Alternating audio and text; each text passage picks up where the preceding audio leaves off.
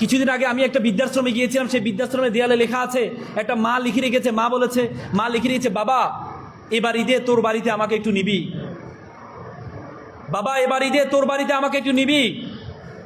একটি ভয়ঙ্কর ভাষা, ভয়ঙ্কর ল্যাঙ্গুয়েজ ব্যবহার করেছে। আজকে আমরা সভ্য হচ্ছি, কিন্তু আমাদের সমাজে বৃদ্ধাশ্রম বেড়ে যাচ্ছে শুধুমাত্র সন্তানকে আমরা নীতি নৈতিকতা শিক্ষা না দেওয়ার কারণে। আপনি কখনো দেখেছেন একজন মাদ্রাসার আলেম, একজন মসজিদের ইমাম, একজন মাদ্রাসার শিক্ষক তার মাকে বৃদ্ধাশ্রমে রেখে আসতে? আপনি কখনো দেখেছেন একটা পুরোহিত তার মাকে বৃদ্ধাশ্রমে রেখে আসতে? কিন্তু আমি থাউজেন্ড অফ স্টোরি আপনাদেরকে দেখাতে পারবো। বিসিএস ক্যাডার, আইপিএস ক্যাডার, সে তার মা বাবাকে বৃদ্ধাশ্রমে রেখে আসছে। ডাক্তার তার মা বাবাকে বৃদ্ধাশ্রমে রেখে আসছে। একজন বড় শিক্ষক, বিশ্ববিদ্যালয়ের শিক্ষক তার মা বাবাকে বৃদ্ধাশ্রমে রেখে আসছে। একটা কথা প্রচলন আছে, সন্তান তখন দুনিয়াবী শিক্ষায় শিক্ষিত হয়, তখন মা বাবা চিন্তা করে সন্তান কোন কথায় মাইন্ড করবে। আর সন্তান যখন দ্বীনি নৈতিকতা সম্পূর্ণ হয়, দ্বীনি শিক্ষায় দীক্ষিত হয়, তখন সন্তান চিন্তা করে মা বাবা কোন কথায় রাগ করবে। সুতরাং আজকে যদি সন্তানকে আমরা মোরালিটিতে শিখাতে পারি, তাহলে সন্তান কখনো পথভ্রষ্ট হবে না। একবার একটা ছেলে সফল হয়েছে আমেরিকাতে, ইঞ্জিনিয়ার। তার বাবা মারা গিয়েছে। বাবা মারা যাওয়ার পরে মা ফোন দিয়েছে যে বাবা তোমার বাবা মারা গিয়েছে, তোমাকে যেভাবে হোক চলে আসো। সে কিছুক্ষণ পরে তার খালাকে ফোন দিয়ে বলল, মাকে বলো যে আমি আসতে পারবো না, আমি কিছু টাকা পয়সা পাঠাচ্ছি, তুমি এক কাজ করো, সুন্দর করে কি অনুষ্ঠানটা সুন্দর করে, মা বাবার যে শেষ দাফনের অনুষ্ঠানটা খুব সুন্দর করে করো। পরবর্তীতে মা ছেলেকে ফোন দিয়ে বলল যে বাবা তোকে কি এই জন্য বড় করেছি, তোকে কি এই জন্য মানুষ করেছি যে তুই তোর বাবার জন্য টাকা পাঠাবি, এটাই তোর শেষ?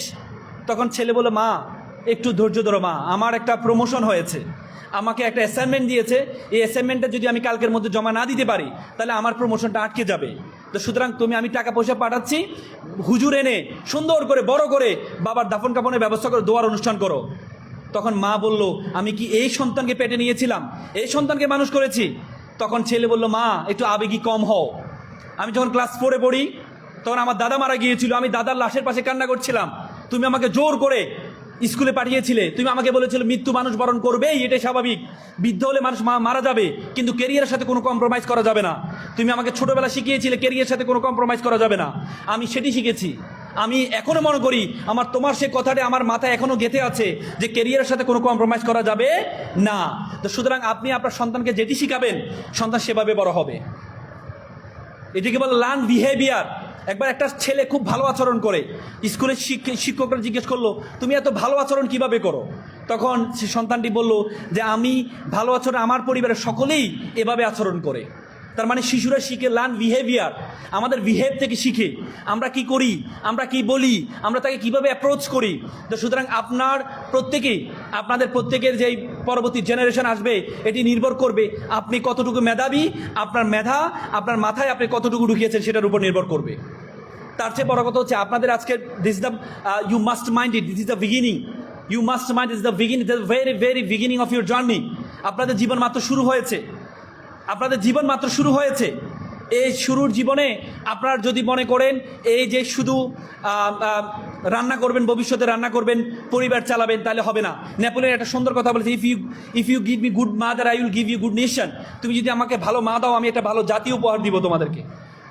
যদি আপনি একটা ভালো মা হওয়া যায়, একটা শিক্ষিত নৈতিকতা সম্পূর্ণ মা হয়, তাহলে তার সন্তান নৈতিকতা সম্পূর্ণ হয়।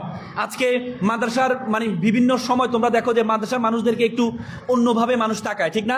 বলে যে ধনীর ছেলেরা মাদ্রাসায় পড়ে না, গরিবের ছেলেমেয়েরা মাদ্রাসায়